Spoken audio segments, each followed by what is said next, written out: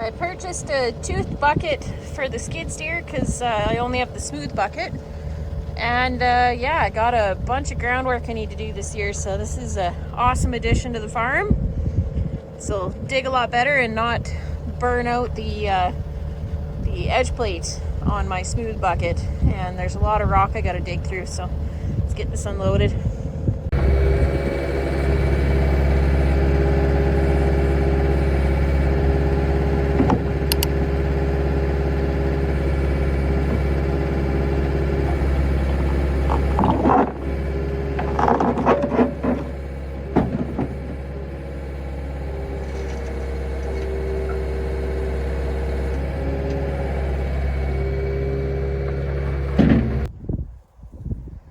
This is the bale grabber that we use for silage bales.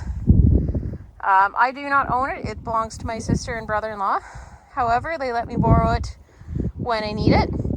So this just doesn't puncture the plastic on the silage bales. And you'll see that coming up here because we're going to move, I think they're between 40 and 50 bales tomorrow. Probably end up being 48. I think I can fit 12 on the trailer. But before I can use it, I've got to change out the couplings so that it'll fit on the skid steer. So let's get that done. So this one is off the grapple because I don't have one of those. I have a spare male like this, but I steal this female off of the grapple forks that I have.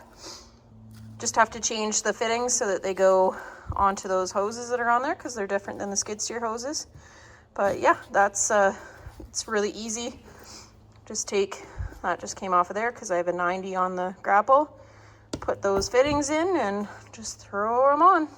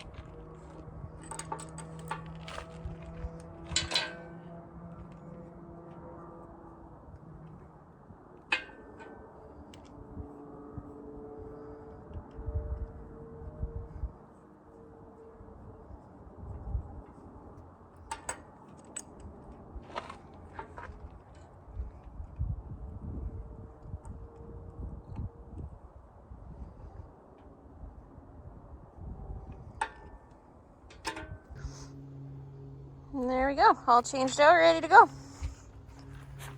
All right, so grapple and skid steer are all greased up and ready to go. Truck's hooked up to the trailer. I'll go roll up those straps and it'll be ready to go. And gonna haul some silage bales tomorrow. So it's a little bit of a drive from the farm. It's about half an hour, 25 minutes, half an hour one way. So it is probably gonna be an all day ordeal, or at least a good chunk of the day anyway, probably 8 or 9 hours. So yeah, I'm glad I got that all prepared and ready to go. And you can see we painted that shed behind here, made it red like the rest of the buildings in the yard here. So I've got the trim pieces that I gotta finish cutting and do paint on them so that I can get that fence all put back together around the shed there. So I better go and get those finished up cutting and do the first coat on them anyway. And I really dislike painting, so after doing that this afternoon, it'll be nice to haul bales tomorrow and do some actual farming stuff, not just putting lipsticks on pigs' buildings here. Would you like me to throw your ball?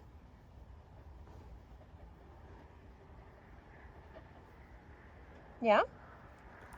Bring it here then.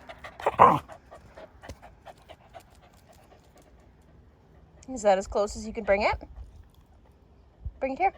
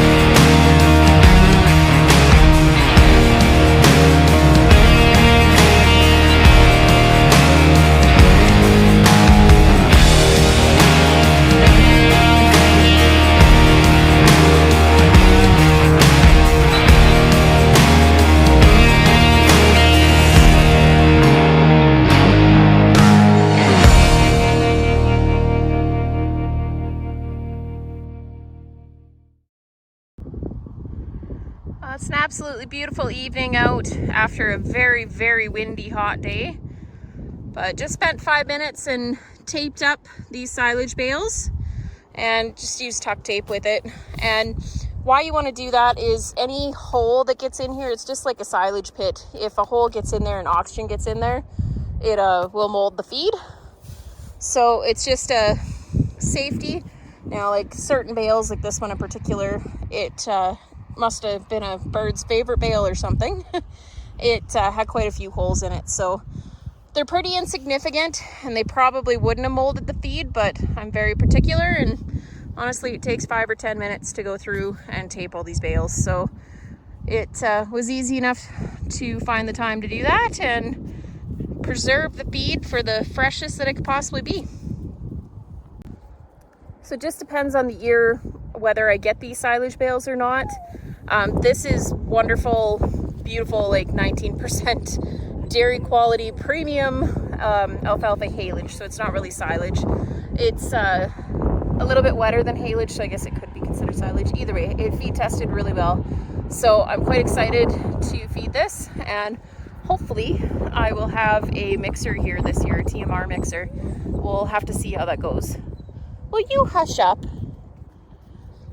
So yeah, it was a good day hauling bales, and gonna wrap things up here and go do chores and lock things in and go have a shower because I am dusty. Don't forget to hit that subscribe button, and we'll see you in the next one. Bye.